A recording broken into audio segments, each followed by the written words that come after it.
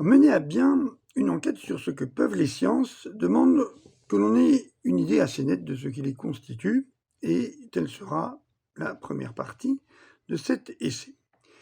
Il faut encore se forger un jugement critique sur la plus puissante de leurs méthodes, la mathématisation. Et ce sera la seconde partie.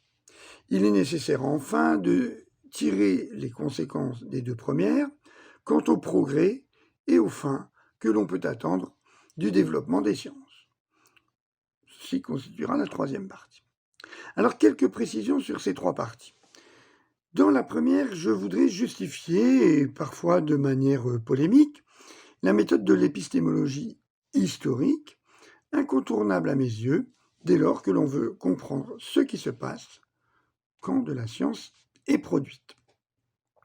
Dans la seconde partie, je développe des critiques à l'encontre de la thèse selon laquelle il existe, depuis 3 ou 4 siècles, une science nommée physico-mathématique qui serait née de la véritable fusion entre les mathématiques et la physique. Il s'en serait suivi peut-être un élargissement à une sorte de biologie mathématique.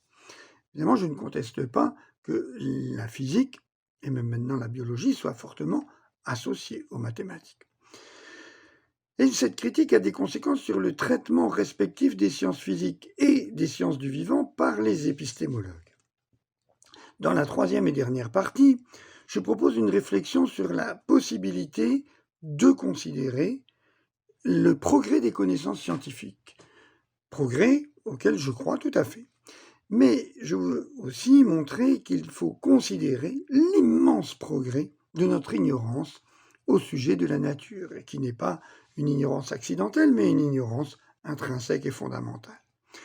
Au cours de cette enquête, je défendrai des points de vue suivants. D'abord, que le langage courant n'est pas celui des sciences. En effet, les énoncés scientifiques sont à la fois plus riches, mais aussi moins vrais que certains, en tout cas, des énoncés du langage courant. Le point suivant, j'en ai dit déjà un mot, la physico-mathématique n'existe pas. De même de façon assez analogue, je défends l'idée que les sciences sont d'une autre nature que les techniques, même si elles sont parfois intimement associées. En quelque sorte, c'est une critique du concept de technoscience. L'accumulation de connaissances scientifiques atteste du progrès scientifique et j'en produis de nombreux arguments, même si, comme je l'ai dit, nous ne pouvons approcher les secrets de la nature. J'ai enfin, et que mon éditeur en soit remercié pour sa réactivité, j'ai ajouté une postface concernant l'épidémie de Covid qui, en tant qu'il s'agit aussi, même si pas seulement, d'un épisode scientifique, pouvait servir de test aux thèses défendues dans ce livre.